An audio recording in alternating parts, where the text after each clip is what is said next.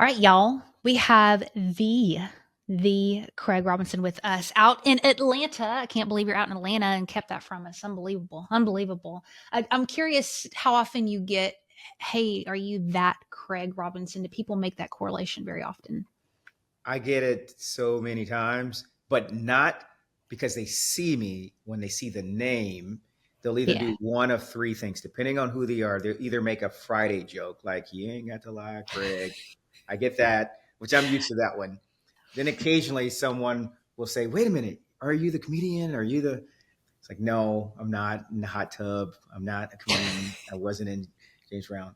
And then if they're on the political side, they'll know that Michelle Obama's brother Mm-hmm. is Craig Robinson. And I'm Mm-hmm. 5'8" on a good self-esteem day. So I'm definitely not Michelle Obama's brother, who's probably like 8 feet tall. So I Does it can't. bother you? Does it bother you when people make that, or do you think it's funny? No, I think it's funny because Craig Robinson, at least for the past, yeah, I mean, I'm 50, and for probably 40 of the 50, it was like, who? Like there was nothing famous Yeah. about my name. And Yeah. all of a sudden now it's a funny thing. Now So you enjoy it. That's cool. I am a Um, junior though. So oh, technically you're a speaking, junior. I am a junior. Okay. Okay. You're a speaker too, right? A little bit, yeah. Little bit, little bit.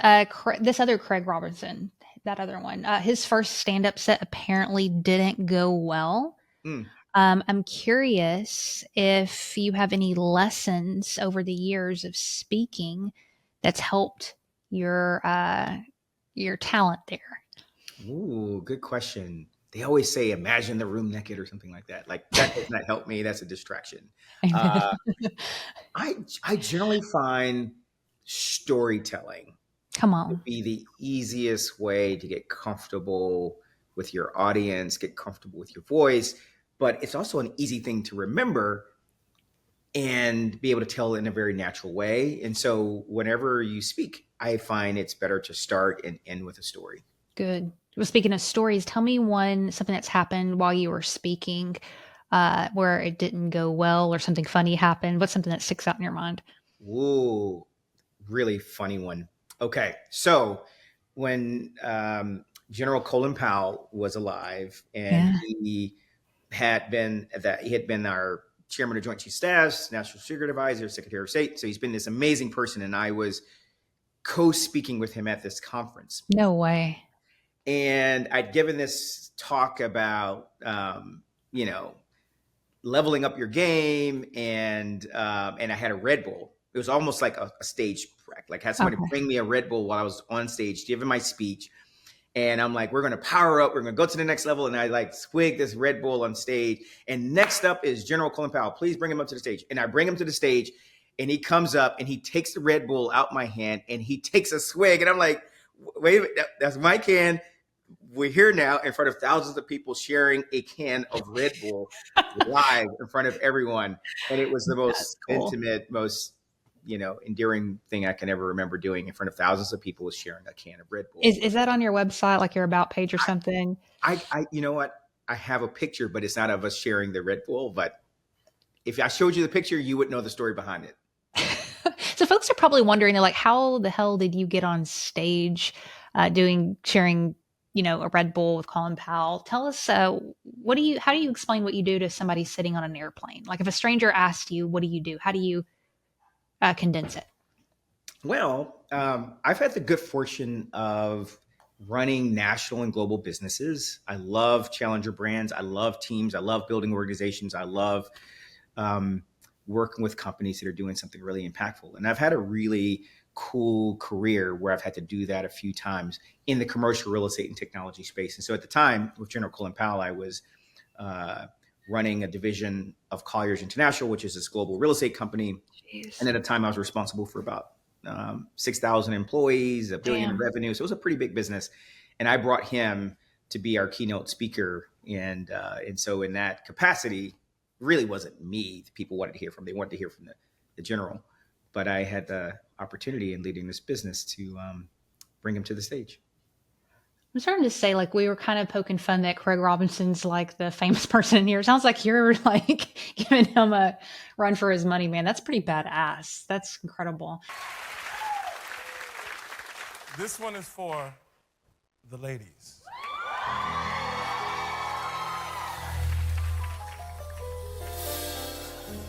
First I was afraid.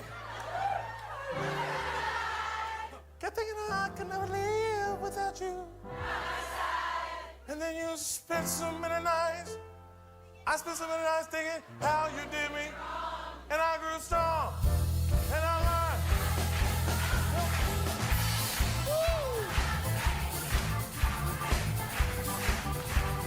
learned. One of Craig Robinson's favorite songs is "I Will Survive." Do you have a song or a motto that drives you, something that you absolutely love? I will survive. That's good. That's a good like turn it up really loud in the morning Yeah, and just like go to work. yeah. Crank it up. Golden Time of Day, which is Golden a time of song, day. yes, by Frankie Beverly and of the Maze. For people who don't recognize that name, I mean, there's a time in your life where you find out who you are. That's the golden time of day. That is a. It's just like bars, and I feel like that's Mm, my season. And every time I play that song, I feel like this is the mm. golden time. It doesn't matter what day it is, what year it is. It's going to always be the golden time of day. And so I Tell love me, lean into that a little bit more.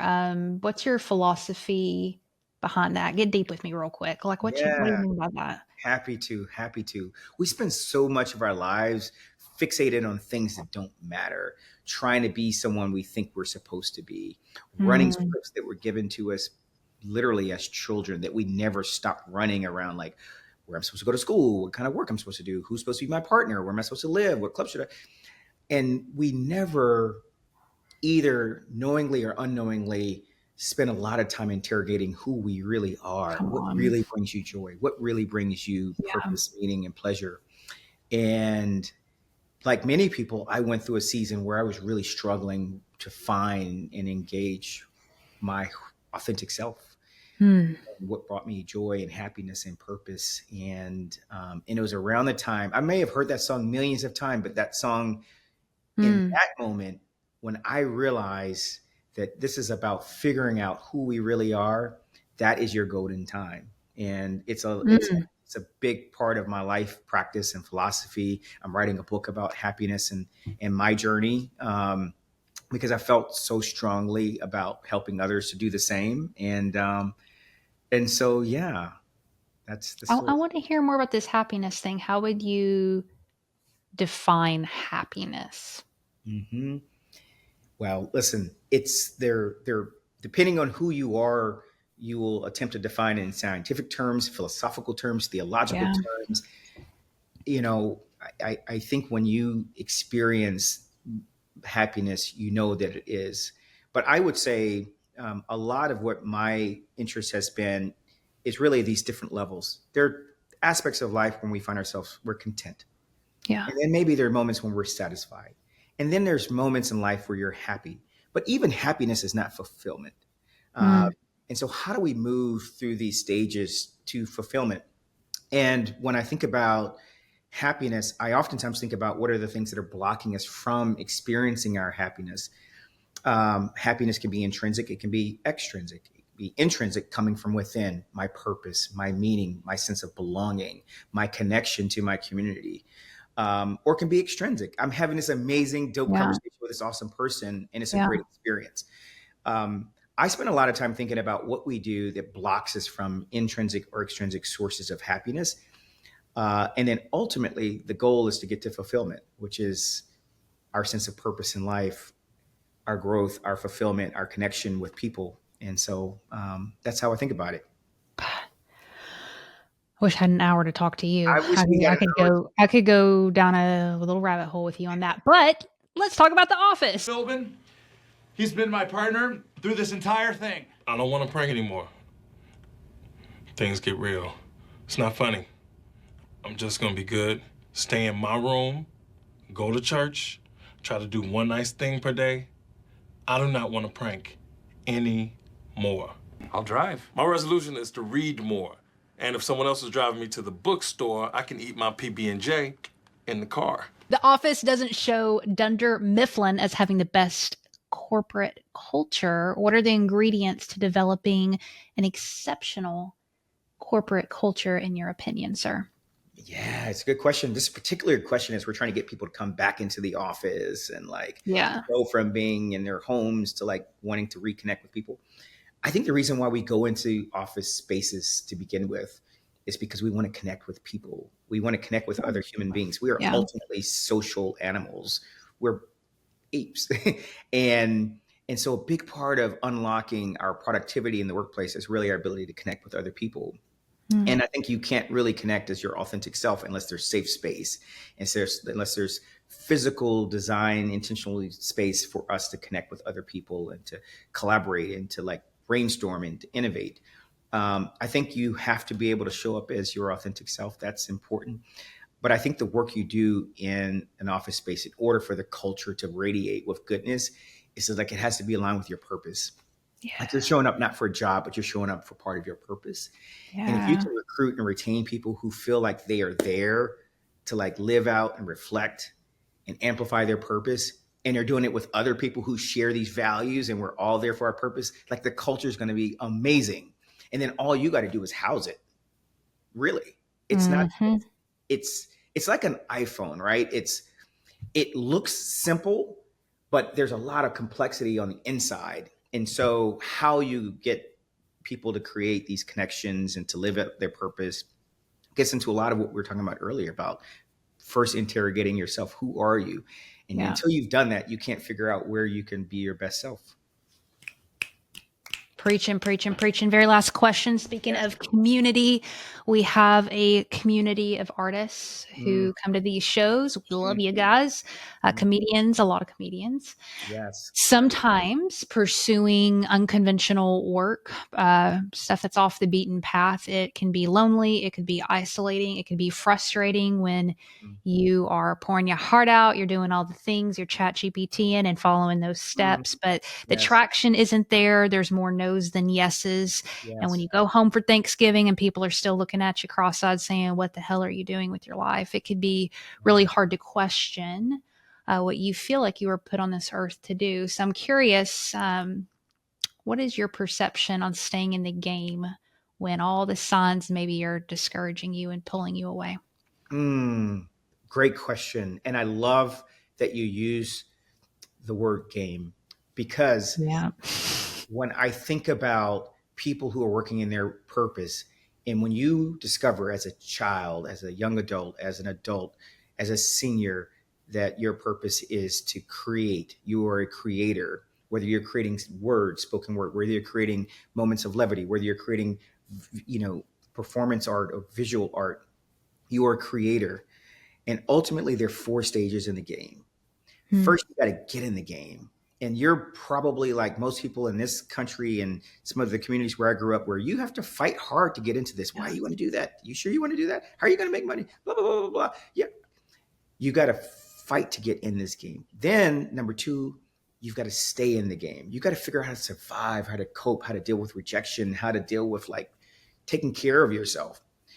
Then number three, once you figured out how to do that, now you got to win. What does it mean to win? Like people Hmm. are buying my work, people are showing up, they're paying to see me, they're paying to, you're winning.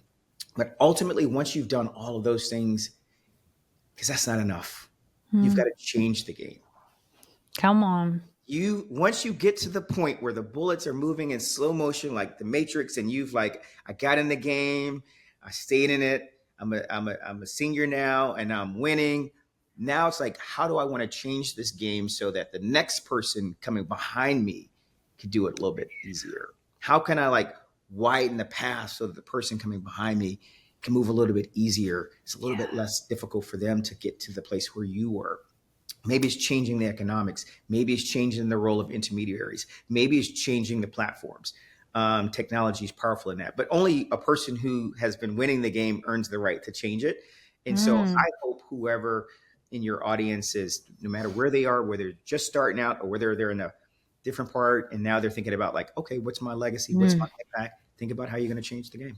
Damn. The Craig Robinson with us today. Thank you for your time today. This is awesome. Thank you. Thank you. So good to be here. That's it. I